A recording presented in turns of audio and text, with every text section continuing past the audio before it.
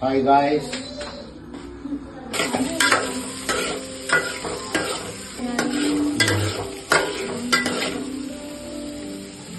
Salt,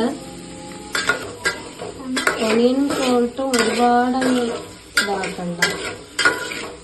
കുറച്ച് മീഡിയമായിട്ട് വരുമ്പോൾ capsicum കൂടെ ഇട്ടിട്ട് നന്നായിട്ട് ഇളക്കിക്കൊണ്ടിരിക്കുക.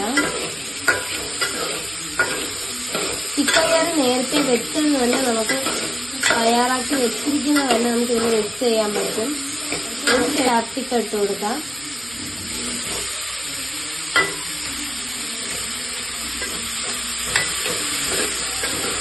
ക്യാപ്സിക്കം ഇട്ട് കുറച്ച് നേരം നന്നായിട്ടൊന്ന് ഒരുപാട് വെന്ത് കുഴയാത്ത രീതിയിൽ നല്ല ഒരു കരിമുര കിട്ടുന്ന കണക്കാണ് നമ്മൾ വഴട്ടിയെടുക്കാൻ. പിള്ളേരൊക്കെ തിന്നോളം വയ്യാതെ കിടന്ന് വിളിക്കുന്നുണ്ട്. ശ്രീലക്ഷ്മി ഇവിടെ തന്നെ നിൽക്കുന്നുണ്ട്. നമുക്ക് അടുത്തതായിട്ട് മുളക് പൊടി, കാശ്മീരി ചില്ലിയാണ് മിക്സ് ചെയ്ത് കൊടുക്കുന്നത്. നന്നായിട്ട് മിക്സ് ചെയ്ത് കൊടുക്കാം. മഞ്ഞൾപ്പൊടി അല്പം മതി. ഇപ്പൊ തന്നെ ചില്ലി ചിക്കന്റെ മണമാണ് വന്നുകൊണ്ടിരിക്കുന്നത്. ചിക്കൻ ഇടാനിട്ട് കൂടി അതാ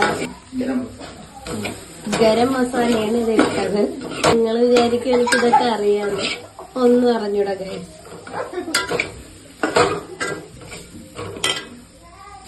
അടുത്ത് തക്കാളി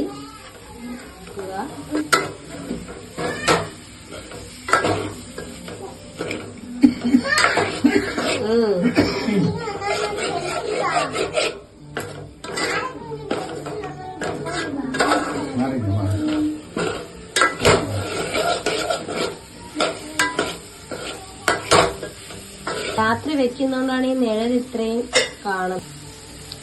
അടുത്തതായിട്ട് വേവിച്ച് കറി വെച്ച് വെച്ചിരിക്കുന്ന ചിക്കനാണ്. നമുക്ക് ഡയറക്റ്റ് ഇതിലേക്ക് ആഡ് ചെയ്യാൻ പറ്റും. വളരെ ഈസിയാണ്. നമ്മളിപ്പോ രാവിലെ വെക്കുന്നതാണെങ്കിൽ രാത്രിയിലേക്ക് കുറച്ച് മാറ്റി വെച്ചിട്ട് നമുക്ക് ഡയറക്റ്റ് അതിലോട്ട് ഒഴിച്ചു കൊടുക്കാം.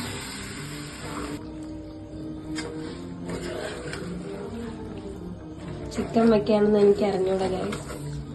അറിയാം വെച്ചത് ചില്ലി ചിക്കൻ ഏതാണ്ടൊക്കെ പരിവായി വന്നിരിക്കുന്നു. ഒന്നും ചെയ്യണ്ട, റെഡിയാണ്. ബട്ട് നമ്മൾ കുറച്ചും കൂടെ ഒന്ന് ഒരാൾ ടേസ്റ്റ് കിട്ടാൻ വേണ്ടി ഇട്ടിരിക്കും. സോസ് ഒഴിക്കണോ? വേണ്ട, പിന്നെ വേണ്ട.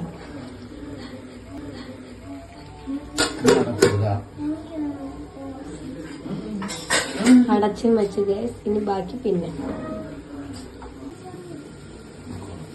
നമുക്കിത് തുറന്ന് നോക്കാം. ചില്ലി ചിക്കൻ റെഡിയായി. ഇനി ചപ്പാത്തി കൂടെ ചൂടാക്കി കഴിഞ്ഞാൽ നമുക്കിത് കഴിക്കാം.